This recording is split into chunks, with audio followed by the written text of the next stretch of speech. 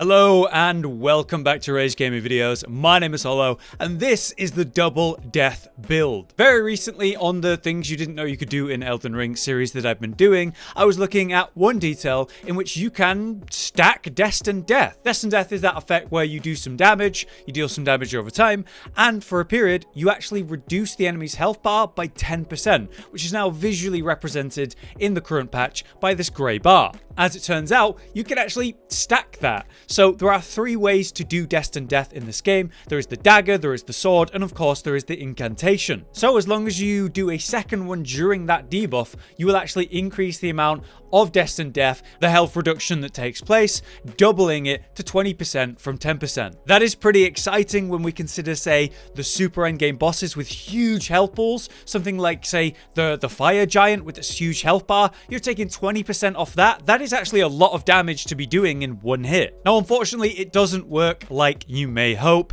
Like, say, it continues to stack for all three effects. Unfortunately, it is capped out at 20% for some reason, but fair enough, right? Now, as I said, there's three ways we can do Destined Death. We have the Blade of Death, which comes from the Black Knife, and that is this ranged arcing shot, which has hyper armor on it, so you can actually trade in both PvE and PvP with that, and it is an incredible, quick, even faster in this patch, Ash of War. Then we have Destined Death, which is part of the Maliketh's Black Blade, his boss weapon. This is a three-part attack where you do a swing around and hit, then a slam down and hit, and then of course the explosion, which actually does the Destined Death effect. Lastly, we have the incantation, which also comes from the boss soul of Maliketh, the Black Blade, which is a two-part attack. There's a first part of that attack combo and a second part, which sends out that range shot quite like Maliketh does to you in the fight. So we have three options for Destined Death and getting that 20% stack. So why don't we try a build that uses all three? As it turns out, this is really effective and very fun in PvP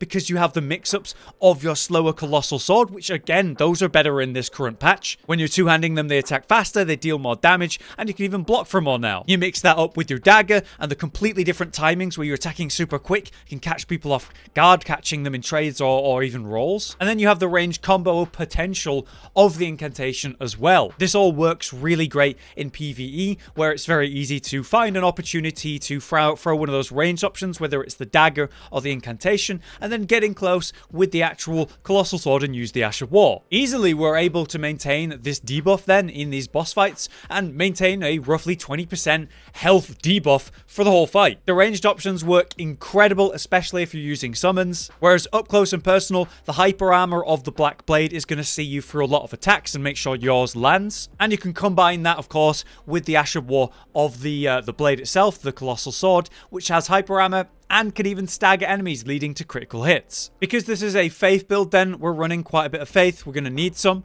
We have 46 faith, which is the exact amount you need to use the incantation. We're going to need the 34 strength minimum to use the Maliketh's Black Blade, and then that gives us enough stats to also use the Black Knife easily. Technically, you could equip a second one and power stance them if you want a faster moveset, but for me, using both like this feels great. I have the slower swings with the Colossal Sword, then I can pull out the dagger attacks, which works great in PvP. And not only can I say use the Blade of Death incantation, but I can also say do the Golden Vow, which is going to buff up my damage and give me physical protection. I can Flame grant me strength, increase my damage even more. I can use the Flask of Wondrous Physic to increase the holy damage. And with all of that, when I'm two-handing my Colossal Sword, I'm up to 1,355 damage and a pretty reliable, respectable 658 on the dagger. As you can see in PvP, this leads to some serious burst potential. The dagger itself, the Blade of Death Ash of War, probably the most reliable and effective one we can use. It does huge damage, and as you can see in this clip, it did 1,000 damage, which did half their health and applied that 10% health reduction, meaning that did 1.1k damage in one hit, and then the dot damage over time. What's really funny is that you can actually clip people even when they roll it, so they did evade it, but still it goes through because I guess, yay, Souls Online systems. That applies the debuff and does damage over time, even though they evaded it. With that really big AR we actually have on the Colossal Sword, that means it's a very hard thing to trade with, so we can go up close, use the Great Colossal Sword moveset, say do the crouch poke or whatever, after applying pressure with, say, our incantation ranged attack or the Ash of War ranged attack. This ultimately leads to great mix-up potential with the speed and range of the dagger Ash of War, or the incantation combo, and the sword Ash of War as well. I will say the incantation's a bit hard to track people with, so I definitely think trading with that smartly is the play. Mixing up my attacks with the dagger, with the sword, with the Ashes of War, and the incantation. Yeah, it just felt like I had a lot of good options depending on whatever they're doing, and as long as I didn't overwhelm myself with those, it went pretty well. As you saw though, I also took it to some endgame in New Game Plus, just to try it against some of the more bigger health bar enemies like the Fire Giant, or Maliketh himself, which is quite ironic. But it even worked really well in the Godskin duo fight, where I was able to AoE both of them and apply the Destined Death on both targets using the Colossal Sword Ash of War. Even if we kept it simple and just used, say, the dagger and the actual sword itself, with the buffs, the big damage you can do, the simple moveset, it's very effective. Now you might be wondering, okay, how are you making this build work? Sure, you're using the Black Knife, the Black Blade itself, and also the Erdtree Seal, but what are we using to make this stronger? So we obviously are doing holy damage, so the Sacred Scorpion Charm is kind of the play, making us take more damage but dealing more. That's great in PvE. I would never recommend damage negation in PvP though. Something like Poise is going to be a better option, or a great filler like Erdtree's Favor to give you more health, stamina, and equip load. I just realized for that showcase I was actually heavy load. That is because I'm using all of the talismans for PvE potential on my PvP version of this build, where I would be normally wearing Erdtree's Favor, which gets me to medium load. The Carrion Filigree Crest is awesome for this build because these are some expensive Ashes of War that you will be spending a lot and using a lot, so making them cheaper is definitely a good idea. They are also going to be best off increasing their damage with the Shard of Alexander, and we can even increase the power of the incantation by using Phlox Canvas Talisman if we want to do that. I would say the two talismans you would want to change based on what you're doing then would be the Phlox Canvas and of course the Sacred Scorpion. As I mentioned, we're using the Holy Shrouding Cracked Tier, which is going to boost our holy attacks. It's very important and lasts 3 minutes. Let me show you where to get all of these things. The Phlox Canvas Talisman is a bit of an awkward one. It comes from part of a quest line with an NPC called Millicent and an NPC called Gowry. We can find them here in the east side of Caelid.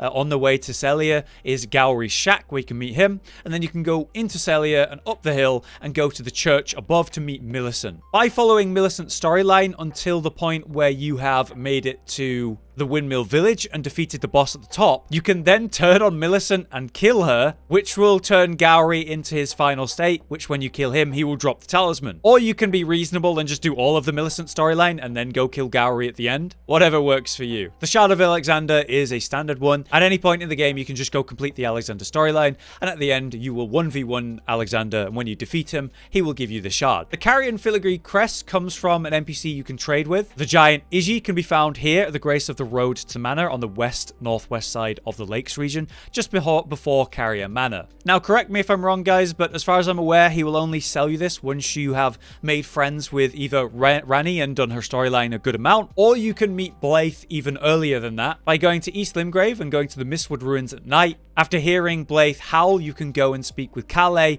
at the Church of Ellie, who will give you the snap emote, and then returning to Mistwood Ruins at night, you can snap and speak with Blythe and become friends with him. Once you're friends with Blythe, you can then go speak to Iji and tell him about Blythe, and then at that point he will sell you the talisman. Certainly a bit convoluted, but yeah, a really good talisman and well worth getting. Lastly, the Sacred Scorpion Charm is an easy one. We just need to go here to the Smouldering Church just as you're approaching Caelid, and you'll be invaded by an NPC, and when you kill that NPC, you will just get the talisman. Now, Maliketh's Black Blade and the incantation both come from the Remembrance, the boss soul of Maliketh, so you'll first need to defeat him to get those. But the Black Knife is pretty easy to get once you reach the Altus Plateau region. At the entrance of the Sainted Hero's Grave here, you will just progress through this region and make your way up this hill, and outside of it will actually be a Black Knife assassin. When you defeat her, she drops the blade. And lastly, for the Flask of Wondrous Physic, we want the Holy Shrouding Cracked Tier. This is another easy one that comes from simply defeating the Minor Erdtree Guardian here on the east side of Limgrave, quite near to the Mausoleum Compound Grace. But that's it. Everything else is just kind of preference, whatever seal you want to use,